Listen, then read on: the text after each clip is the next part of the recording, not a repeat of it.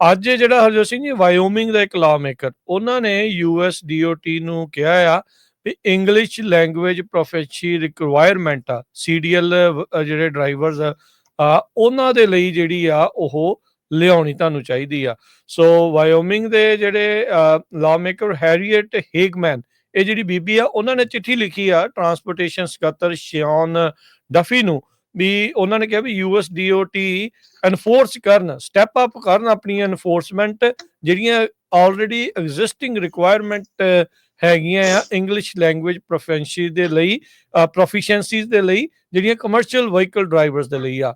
ਸੋ ਇਹ ਹੁਣ ਚਿਣਗ ਲੱਗ ਗਈ ਆ ਤੇ ਇਹ ਹੁਣ ਜਿੱਦਾਂ ਜੰਗਲ 'ਚ ਅੱਗ ਵਾਂਗੂ ਫੈਲਣ ਵਾਲੀ ਗੱਲ ਬਣਨੀ ਆ, ਤੇ ਇਹ ਮੁੱਦਾ ਹੁਣ ਆਟੋਮੈਟਿਕਲੀ ਜਿਹੜਾ ਉਹ ਉੱਭਰ ਕੇ ਆ ਗਿਆ।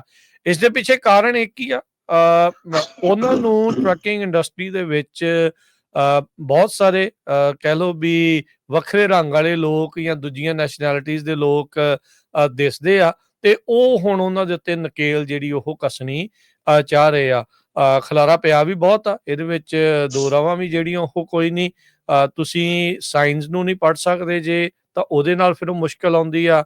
ਐਕਸੀਡੈਂਟਸ ਜਿਹੜੇ ਪਿਛਲੇ ਸਮਿਆਂ ਦੇ ਵਿੱਚ ਬਹੁਤ ਜ਼ਿਆਦਾ ਵਧੇ ਆ, ਜਿਨ੍ਹਾਂ ਵਿੱਚ ਕਈ ਵਾਰੀ ਇਹ ਕਾਰਨ ਹੁੰਦਾ, ਆਪਾਂ ਕਿੰਨੀਆਂ ਖਬਰਾਂ ਏਦਾਂ ਦੀਆਂ ਆਈਆਂ ਵੀ ਉਹ ਪੁਲ ਦੇ ਉੱਤੇ ਬੰਦੇ ਨੇ ਟਰੱਕ ਜਿਹੜਾ ਉਹ ਚਾੜ ਦਿੱਤਾ, ਜਿਹਦੇ ਤੇ ਭਾਰ ਦੀ ਲਿਮਟ ਜਿਹੜੀ ਉਹ ਵੱਖਰੀ ਆ, ਜਾਂ ਉਹ ਪੁਲ ਦੇ ਵਿੱਚ ਜਿਹੜਾ ਉੱਚੇ ਵੱਜ ਗਿਆ ਜਿਹਦੇ ਵਿੱਚ ਉਚਾਈ ਇੰਨੀ ਜਿਹੜੀ ਉਹ ਨਹੀਂ ਆ। ਸੋ ਇਹ ਸਾਰੀਆਂ ਚੀਜ਼ਾਂ ਨੂੰ ਮੁੱਦਾ ਜਿਹੜਾ ਉਹ ਬਣਾ ਕੇ ਹੁਣ ਉਹਨਾਂ ਨੇ ਜਿਹੜੀ ਇੰਗਲਿਸ਼ ਪ੍ਰੋਫੀਸ਼ੈਂਸੀ ਆ ਉਸ ਨੂੰ ਫੋਰ ਫਰੰਟ ਦੇ ਉੱਤੇ ਜਿਹੜਾ ਉਹ ਲਿਆਂਦਾ ਆ।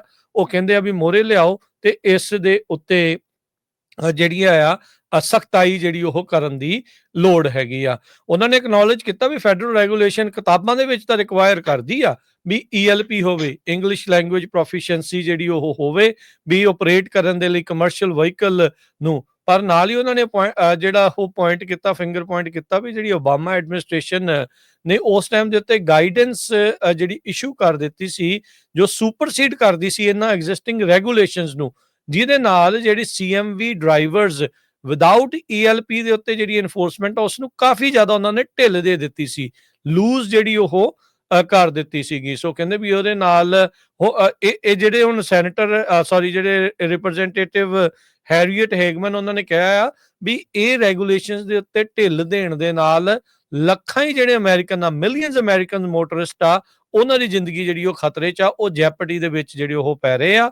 ਸੋ 2016 ਦਾ ਜੂਨ ਦਾ FMCSA ਦੇ ਮੈਮੋ ਦੇ ਤਹਿਤ ਜਿਹੜੇ ELP ਦੇ ਰੂਲ ਚੇਂਜਸ ਆ ਉਹਨਾਂ ਨੇ ਆਊਟਲਾਈਨ ਕੀਤਾ ਆ। ਸੋ ਆਪਾਂ ਨੂੰ ਹੁਣ ਇਹ ਨਜ਼ਰ ਆਊਗਾ, ਲੱਗ ਇਦਾਂ ਰਿਹਾ ਆ ਵੀ ਉਸ ਪਾਸੇ ਵੱਲ ਨੂੰ ਗੱਲ ਜਿਹੜੀ ਉਹ ਵੱਧ ਰਹੀ ਆ।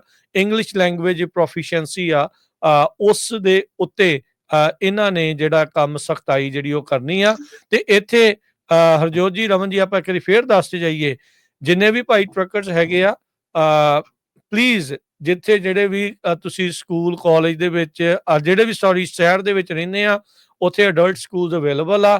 ਹਫਤਾ 2 ਹਫਤਾ ਮਹੀਨਾ ਲਾ ਕੇ ਆਪਣੀ ਇੰਗਲਿਸ਼ ਥੋੜੀ ਬਹੁਤੀ ਜਿਹੜੀ ਉਹ ਸੁਧਾਰਨ ਵੱਲ ਨੂੰ ਕਰੋ, ਤਾਂ ਜੋ ਤੁਹਾਨੂੰ ਆਸਾਨੀ ਦੇ ਨਾਲ ਲਾ ਐਨਫੋਰਸਮੈਂਟ ਵਾਲੇ ਅਫਸਰਾਂ ਦੇ ਨਾਲ ਗੱਲਬਾਤ ਕਰਨ ਦੇ ਵਿੱਚ ਮੁਸ਼ਕਲ ਜਿਹੜੀ ਉਹ ਨਾ ਆਵੇ, ਤੁਸੀਂ ਉਹਨਾਂ ਨੂੰ ਆਪਣੀ ਗੱਲ ਕਹਿ ਸਕੋ ਤੇ ਉਹਨਾਂ ਦੀ ਜਿਹੜੀ ਉਹ ਸਮਝ ਸਕੋ। ਜੀ ਰਾਜਕਰਨ, ਇਹ ਜਿਹੜੀ ਚੀਜ਼ ਹੈਗੀ ਆ ਨਾ, ਇਹਦੇ ਵਿੱਚ ਜਿਹੜੀ ਤੁਸੀਂ ਓਬਾਮਾ ਐਡਮਿਨਿਸਟ੍ਰੇਸ਼ਨ ਦੀ ਗੱਲ ਕੀਤੀ ਆ, ਇਹ ਵੱਡੀਆਂ ਕੰਪਨੀਆਂ ਨੇ ਬੜਾ ਪ੍ਰੈਸ਼ਰ, ਮਤਲਬ ਹਲੇ ਤੱਕ ਵੀ ਪ੍ਰੈਸ਼ਰ ਹੈਗਾ ਵੱਡੀਆਂ ਕੰਪਨੀਆਂ ਵੱਲੋਂ ਕਿ ਡਰਾਈਵਰ ਸ਼ਾਰਟੇਜ ਆ। ਸੋ ਡਰਾਈਵਰ ਸ਼ਾਰਟੇਜ ਆ, ਜਦੋਂ ਅਸੀਂ ਕਹਿੰਦੇ ਡਰਾਈਵਰ ਸ਼ਾਰਟੇਜ ਆ, ਉਦੋਂ ਅਸੀਂ ਲਾਅ ਨੂੰ ਲੀਨੀਅੰਟ ਕਰਦੇ ਹਾਂ ਥੋੜਾ ਜਿਹਾ ਕਿ ਇਹਦੇ ਵਿੱਚ ਹੋਰ ਬੰਦੇ ਆ ਸਕਣ, ਠੀਕ ਹੈ ਨਾ।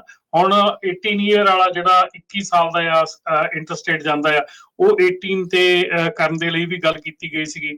ਜਿਹਦੇ ਵਿੱਚ ਹੁਣ ਇੱਕ ਹੋਰ ਚੀਜ਼ ਜਿਹੜੀ ਆ ਬੜੀ ਟਰਬਲਿੰਗ ਹੈਗੀ ਆ ਕਿ ਜਦੋਂ ਤੁਸੀਂ ਇਹ ਕਹਿੰਦੇ ਆ ਕਿ ਥਰਡ ਪਾਰਟੀ ਜਿਹੜੀ ਆ ਉਹ ਟੈਸਟ ਲਵੇ ਡਰਾਈਵਰ ਦਾ, ਉਹ ਥਰਡ ਪਾਰਟੀ ਜਦੋਂ ਟੈਸਟ ਲੈਂਦੀ ਆ, ਉੱਥੇ ਫਿਰ ਇਦਾਂ ਦੀਆਂ ਜਿਹੜੀਆਂ ਗਲਤੀਆਂ ਆ ਇਹ ਹੁੰਦੀਆਂ ਆ, ਇਹ ਚੀਜ਼ਾਂ ਆ ਹੁੰਦੀਆਂ ਆ। ਸੋ ਆਪਾਂ ਕਿੰਨੀ ਵਾਰੀ ਦੇਖ ਚੁੱਕੇ ਆ ਕਿ DMV ਦੇ ਕਿੰਨੇ EMPLOYEES ਜਿਹੜੇ ਆ ਫੜੇ ਗਏ ਆ, ਡਿਪਾਰਟਮੈਂਟ ਆਫ ਮੋਟਰ ਵਹੀਕਲ ਦੇ ਜਿਹੜੇ ਆ ਡਿਫਰੈਂਟ ਸਟੇਟਸ ਦੇ ਵਿੱਚ ਇਸ਼ੂ ਆਉਂਦਾ ਹੈਗਾ। ਸੋ ਉੱਥੇ ਥਰਡ ਪਾਰਟੀ ਐਡਮਿਨਿਸਟ੍ਰੇਟਰ ਜਿਹੜੇ ਆ ਉਹਦੇ ਵਿੱਚ ਫਿਰ ਇਹ ਪ੍ਰੋਬਲਮਸ ਜਿਹੜੀਆਂ ਵਧਣੀਆਂ ਸ਼ੁਰੂ ਹੋ ਜਾਂਦੀਆਂ। ਆਪਣੇ ਕੰਟਰੀ ਦੇ ਵਿੱਚ ਡਰਾਈਵਰ ਸ਼ਾਰਟੇਜ ਨਹੀਂ ਹੈਗੀ, ਆਪਣੇ ਕੰਟਰੀ ਦੇ ਵਿੱਚ ਡਰਾਈਵਰ ਦੀ ਟੇਕ ਕੇਅਰ ਨਹੀਂ ਹੈਗੀ ਢੰਗ ਦੇ ਨਾਲ। ਮੈਂ ਆਪਣੀ ਪੰਜਾਬੀ ਟਰੱਕਿੰਗ ਇੰਡਸਟਰੀ ਦੀ ਘੱਟ ਗੱਲ ਕਰਾਂ, ਵੈਸੇ ਤਾਂ ਸਾਡੇ 'ਚ ਵੀ ਬਹੁਤ ਪ੍ਰੋਬਲਮਸ ਹੈਗੀਆਂ, ਪੰਜਾਬੀ ਟਰੱਕਿੰਗ ਇੰਡਸਟਰੀ ਦੇ ਵਿੱਚ ਵੀ ਬਹੁਤ ਪ੍ਰੋਬਲਮਸ ਹੈਗੀਆਂ ਇਸ ਚੀਜ਼ ਦੇ ਉੱਤੇ। ਪਰ ਜੇ ਆਪਾਂ ਓਵਰਆਲ ਟਰੱਕਿੰਗ ਇੰਡਸਟਰੀ ਦੀ ਗੱਲ ਕਰੀਏ, ਉੱਥੇ ਡਰਾਈਵਰ ਦੀ ਜਿਹੜੀ ਆ ਉਹ ਟੇਕ ਕੇਅਰ ਨਹੀਂ ਹੈਗੀ, ਡਰਾਈਵਰ ਨੂੰ ਪ੍ਰੋਪਰ ਢੰਗ ਦੇ ਨਾਲ ਨਹੀਂ ਟਰੀਟ ਕੀਤਾ ਜਾਂਦਾ। ਇਸ ਕਰਕੇ ਜਿਹੜੀਆਂ ਇਹ ਪ੍ਰੋਬਲਮਸ ਆ ਖੜੀਆਂ ਹੁੰਦੀਆਂ। ਬਾਰ-ਬਾਰ ਇਹ ਗੱਲ ਕਹੀ ਗਈ ਆ ਐਡਮਿਨਿਸਟ੍ਰੇਸ਼ਨ ਨੂੰ ਕਿ ਤੁਸੀਂ ਜਿਹੜੀਆਂ ਵੱਡੀਆਂ ਕੰਪਨੀਆਂ ਹੈਗੀਆਂ ਉਹਨਾਂ ਦੇ ਟਰੈਕ ਰੈਕਡ ਦੇਖੋ। ਉਹ ਜੇ 100 ਬੰਦਾ ਹਾਇਰ ਕਰਦੀਆਂ, 90 ਬੰਦੇ ਉਹ ਚੋਂ ਪਹਿਲੇ ਸਾਲ ਦੇ ਵਿੱਚ ਕੰਮ ਛੱਡ ਜਾਂਦੇ ਆ, ਉਸ ਇੰਡਸਟਰੀ ਚੋਂ ਨਿਕਲ ਜਾਂਦੇ ਆ। ਕਿਉਂ ਨਿਕਲ ਜਾਂਦੇ ਆ? ਕਿਉਂਕਿ ਉਹਨਾਂ ਦੀ ਟਰੀਟਮੈਂਟ ਠੀਕ ਨਹੀਂ ਹੋ ਰਹੀ। ਸੋ ਇਸ ਕਰਕੇ ਉਹ ਜਿਹੜਾ ਗੈਪ ਸੀਗਾ 90% ਦਾ ਗੈਪ, ਉਹ ਗੈਪ ਜਿਹੜੀ ਆ ਸਾਡੇ ਜਿਹੜੇ ਆਪਣੇ ਬਾਹਰੋਂ ਆਏ ਡਰਾਈਵਰ ਆ ਜਾਂ ਜਿਹੜੇ ਮਾਈਗ੍ਰੈਂਟਸ ਆ, ਉਹਨਾਂ ਵੱਲੋਂ ਗੈਪ ਭਰਿਆ ਜਾ ਰਿਹਾ ਸੀਗਾ।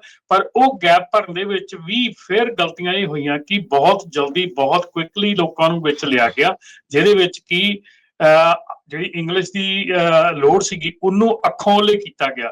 ਹੁਣ ਆਪਾਂ ਤਾਂ ਆਪਾਂ 4 ਹਫ਼ਤੇ ਪਹਿਲਾਂ ਆਪਾਂ ਵੀ ਗੱਲ ਕਰ ਰਹੇ ਸੀਗੇ ਕਿ ਆਪਣੇ ਸਕੂਲ ਇੱਥੇ ਬਣੇ ਹੋਏ ਆ ਜਿਹੜੇ ਐਡਵਰਟਾਈਜ਼ ਕਰ ਰਹੇ ਆ ਕਿ ਬਿਨਾਂ ਇੰਗਲਿਸ਼ ਤੋਂ ਤੁਹਾਨੂੰ ਡਿਸਪੈਚ ਸਿਖਾ ਦਿਆਂਗੇ, ਬਿਨਾਂ ਇੰਗਲਿਸ਼ ਤੋਂ ਤੁਹਾਨੂੰ ਟਰੱਕਿੰਗ ਦੇ ਵਿੱਚ ਆ ਜਾਓ, ਸਾਡੇ ਕੋਲ ਆ ਜਾਓ।